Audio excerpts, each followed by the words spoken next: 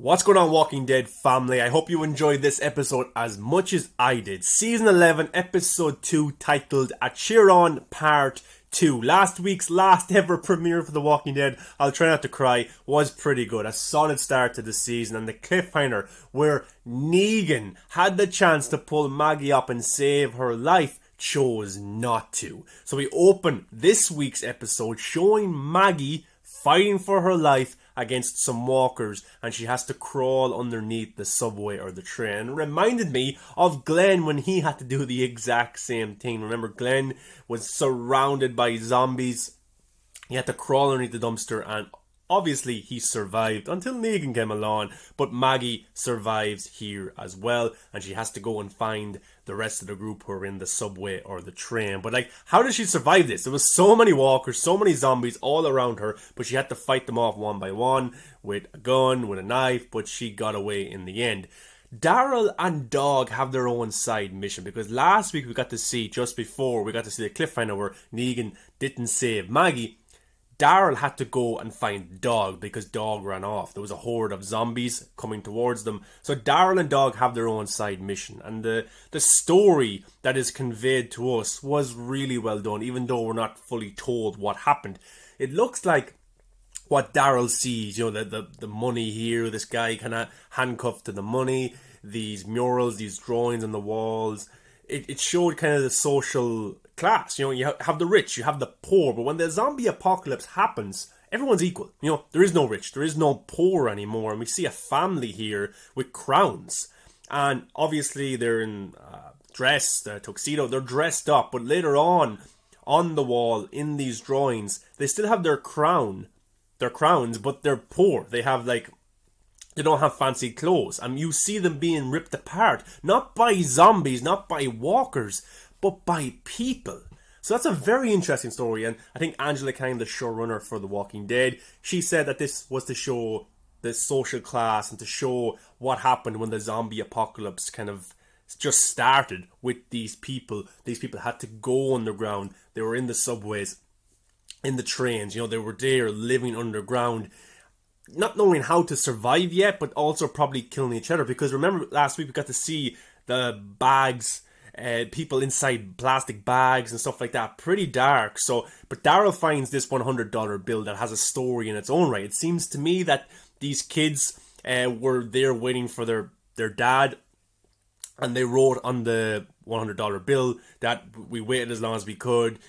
Dad told us to move on if we couldn't anymore, wait for any more. So that's what they do. They move on. And there's clues to it, because in last week's episode, we find the bunny and Daryl finds the money now. But also, I found it interesting how the guy had a briefcase full of money, and obviously he wanted money because, that's his life. Maybe he's rich. He wanted his own fortune still with him in the zombie apocalypse. Maybe he thought the world would get better. But these kids don't hold any value in money whatsoever. They used money to write a message on it to their dad. So obviously their dad never came back and they had to leave. So I don't know if they survived. It doesn't look like it because they left behind their bunny. Very sad story. Very, very dark. I hope they do survive, but Daryl connects with this story. He finds the photo of the two kids. He finds kind of the letter on the $100 bill. He finds their bunny. He came across their bunny as well. So it is pretty sad. But Daryl then obviously gets distracted. Dog runs off even more. Does anyone else get anxiety when Dog runs off? I literally get anxiety. So Daryl has to go through these tunnels that reminded me of the tunnels where Carl had his last moments with Rick and Michonne and the rest of the group. But then we cut over to the Commonwealth.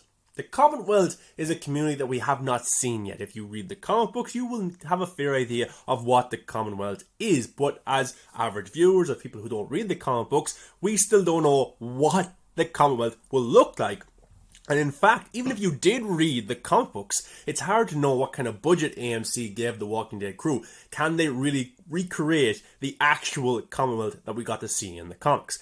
But Yumiko has it figured out. She understands that the Commonwealth has, everybody has jobs, everybody has a place, it's a community. And she thinks the best way to come across to the Commonwealth is by her expressing her confidence that she had when she was a lawyer. She is in demand. She's in control. She's telling them exactly what she wants and what she knows about them. And then she gains respect. Mercer, who I actually love so far, brings her in a cup of coffee. So that shows that Yumiko is very much being liked by the people of the Commonwealth. She is definitely going the right way about it.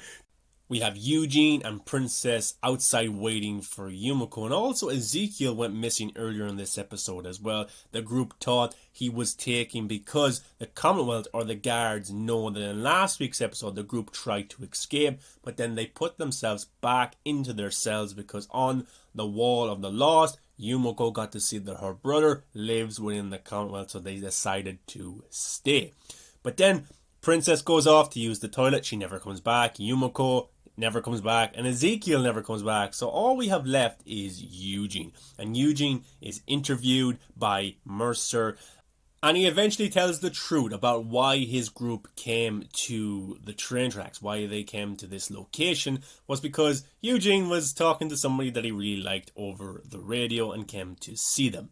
But then that is Eugene passing the test because he tells the truth to Mercer, and then he's reunited with Ezekiel, with Princess, with Yumiko, and he cries because it's his family. You know, Eugene is a very emotional guy. In the past, he's lost his friends, he's lost his family, but this is his family right now, so he's happy to see them. And Ezekiel comes through in the end. You know, he is a little bit of a coward, but he ends up telling the truth, and he gets to meet his group again. But not only that, he gets to meet the girl that he was talking to over radio. I'm forgetting her name right now, but I have a theory. I don't think it's her. I think she could be a mole by the Commonwealth to see exactly why Eugene's group came here and maybe what kind of settlement or what kind of group they have back home. That's just a theory. Let me know below if you agree or not.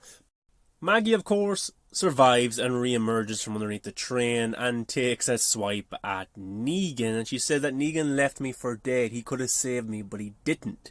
And Negan goes, she was in trouble and I didn't help. There's a big difference. And why would he risk his life for Maggie when Maggie said that she wants to kill him? She hopes he dies, especially on this mission. So Negan was right in my opinion. Why would he risk his own nuts, as he said, to save Maggie when she wants him dead? So to be honest, I'm on Negan's side here. Why would he? And I think Maggie realizes that maybe Negan has a point. But Gage shows back up. In last week's episode, he left the group with Roy because they got cold feet because Negan said this isn't a good plan. So they left with the group's supplies. They got separated, and Gage finds himself on the other side of this train, and he wants the group to open the door to let him in because he ended up leaving the door open at the very end, and all the walkers are coming towards him. But Maggie does not want to open the door because the door is hard enough open anyway, but if they do open it, the walkers will get in. So they let Gage die right in front of them, and Gage ends up stabbing himself in the heart because I think he doesn't want to be eaten by zombies, so he wants to die before the walkers come and eat him. But Alden seems to be the only one of the group. Well, Negan as well, I suppose, wanted to open it, but Alden wanted the door open, but Maggie wouldn't allow it. She thought it was putting the group in a bad situation, and she didn't want to help Gage because he left them with their supplies. So I really felt for Alden here, and Negan. You could see that Negan didn't really like it either, but it was somebody who was a part of the group, and he's only a kid, but Maggie left him for dead. She killed him. Maggie killed Alden, and I see online a lot of people were very pissed off at Maggie for doing this. Is it any different from what maybe Negan did to Glenn? She killed that young boy because she would not save him. Maybe they had time, maybe they could have come up with a different plan, but she just wouldn't do it, and I felt bad for the kid, and I could really see where Alden was coming from. But then Lauren Cohen, who plays Maggie, gave an acting masterclass. She gave a monologue that was chilling, that was dark, and very, very scary. She talks about how her and her son Herschel Jr. were on the road, and they came across a man who needed help carrying supplies back to his kids. And in return, he would give Maggie and Herschel some food. But she knew that this man was lying, but she followed him anyways because she was starving, and Herschel would be very soon as well. But she realized that the guy was trying to play a trick on her. He had a rag, I think, with chloroform or on it or something like that to make her unconscious. She found it, she put it in his mouth, and then she goes into the house. And she comes across 3 men who are deformed. And she said she wouldn't even call them men, but she took them down one by one. She kills them. She hears some noise in the attic. She goes up and there's a woman, well, a person who used to be a woman, and it's a walker, and the walker's legs are cut off, arms are cut off, vocal cords are ripped out. So I don't know if this happened to the woman before she became a walker or after, but still, it's very dark and very scary. I think Maggie found some other people there as well. But these guys, these men, were just effed up. They were doing terrible things to these women, to these people. And yeah, I think one of them was pregnant as well with a child. I don't know if she was a walker or not, but it was just a really dark telling from Maggie. Something that you do not want to see in a prequel or anything going forward in the Walking Dead universe, because that was so scary, that was so dark. And it just shows how the mentality of Maggie has changed. It really has. Like Maggie, we have met Maggie since season 2 on the farm, but her character development, her progression as a person is so different than even a few seasons ago, because when Glenn died, she went through a whole arc of wanting to get back at Negan. They defeat the Saviors. She doesn't agree with Rick sparing Negan's life, but Rick does it because Carl wanted everyone to coexist. He wanted Negan to live, so he could build a better world with Negan maybe, or something like that. But Lauren Cohen's Maggie never agreed with it. She never ever agreed with it, and ended up leaving. She went with Georgie, and yeah, but the road has changed her. Her circumstances have changed her, and she really is a hardcore person right now. And I think a lot of the time she's acting out of emotion and maybe not using her head enough, because in this episode, even the last episode, she's the reason they're in this situation. She would not listen to Negan. You know, she wants Negan dead. She keeps bringing them on these supply runs, even though the Reapers are right behind them or right in front of them or everywhere. And the group just can't survive now. And even going into next week's episode, which we'll talk about, but I have my doubts that Maggie is the right person to lead Alexandria and the Hilltop going forward. I know she went away and she likes leading people. She met that new group that she has beside her on the road with Georgie and stuff like that. But come on, I just think her decisions at times are very annoying as a viewer. And she could have saved Gage. You know, she could have listened to Negan. They could have come up with a different plan, but now they find themselves in this situation. And they can't stay in the train forever, and the walkers break through the doors. Now they have to fight their way out, and the zombies are led by a zombified Cage, who is taken down pretty easily by Gabriel with his shotgun. But the group has to come up with a plan. They have to take down the walkers one by one. And I like the kind of montage in this scene where we get to see kind of cutscenes of each person getting a walker kill. So I really enjoyed that. Gabriel's just a badass. He just really is now. It's awesome to see him like this.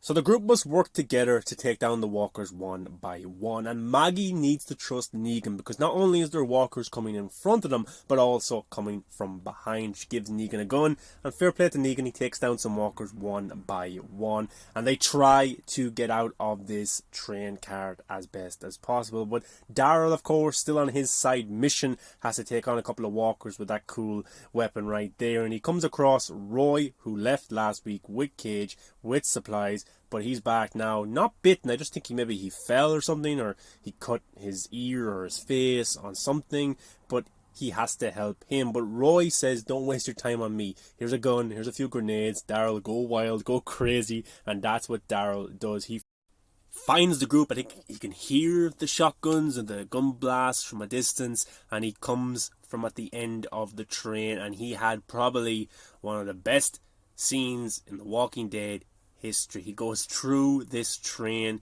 with his gun, with the flashlight, and takes down the walkers unbelievably. It's just awesome to see Daryl do this. The score as well for this scene was awesome, got me excited. I was on the edge of my seat. I was just kind of with Daryl in that moment. He's a badass, and that was just cool to see Daryl come and save the day. And he helps the group escape, and the only way to escape is through a grenade. So Daryl puts a grenade inside a zombie's mouth, pushes the zombie into the rest of the zombies, into the walkers, and it blows up, and the group is saved. So then we have some downtime with the group, Maggie asks Daryl about that $100 note that he has. Daryl explains the message. That's a couple of kids that lost their parents and that were on their own and stuff like that. So pretty sad story. But then they ask Maggie what's next. And Maggie says that Georgie had some outposts for her community in case anything ever went bad. And she knows of one nearby that will have supplies, that will have weapons, where they can rest up for a few days, and that's where they head to next. Negan says he knows exactly where that place is, so he can bring them, and Negan actually gives the gun back to Maggie, and the gun seems to be, a peace offering, which is kind of funny because a gun is used for violence. It's kind of like a peace offering between the group, because now I think there is trust building. It's not there fully, it's not at all, no, he still killed Glenn, and Maggie, doesn't like him whatsoever, but I think they can coexist when they need to, when it's walkers or when there's people attacking them. They have to, or they're going to die. So the group led by Negan heads to Georgie's outpost. And, Negan knows exactly where it is, so he's leading the group. Dog's there as well. Dog's been a handful the last few episodes, and he really is making my anxiety go sky high, so hopefully he calms down. But he's cute. It's good to have him. But they're on the way there, and even Negan says, this place has changed a lot since I've last been here. There is people hanging from posts upside down. Well, dead people. Now, I don't know if they're walkers because there was no noise out of them, so maybe it's just dead bodies and, their brains are not active anymore, or maybe they took out their throats or their vocal cords. I'm not too sure. But an arrow comes out of nowhere and it hits Roy in the head. Roy's dead this time. He's gone. He's not coming back. And this guy right here, don't know his name, he lost his arm because this group is throwing knives, they're arrows, and they're just so violent. They're so scary. And then we get a shot of this group, the Reapers. This Reaper group is so scary, walking towards our survivors. And this group doesn't negotiate. It's not Negan where he lines them up and picks one. This group is coming to kill it. They don't care who you are. They don't care where you come from, what you have. They just want to kill you. And that's what makes them the most scariest group, I think, in the Walking Dead history. Because look at this guy right here. It's insane. They have these weird weapons. They're masked up. I don't know what they're trying to do.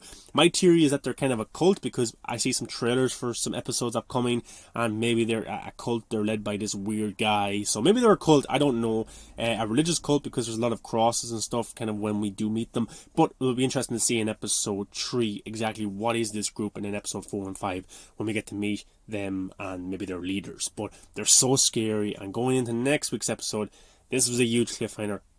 Is there going to be any big deaths? There could be, because this group doesn't care. They're just going to kill you. They really are. So I am actually in fear for the survivors right now. But guys, that's my review and breakdown for The Walking Dead Season 11, Episode 2. Hope you enjoyed this episode. I really did. It was awesome. That cliffhanger. This season seems to be absolutely insane. They're going all out, and I wouldn't expect anything less, because this is the last season of my favourite show of all time, The Walking Dead. Guys, thanks for watching. Give a like, comment, subscribe. And guys, make sure you're subscribed to the channel, because I will be doing Walking Dead reviews for not only The Walking Dead, but Fear the Walking Dead and Walking Dead World Beyond, plus theory videos, breakdowns, and all the latest Walking Dead universe news. So if you're as happy as dog, please subscribe. I really appreciate it.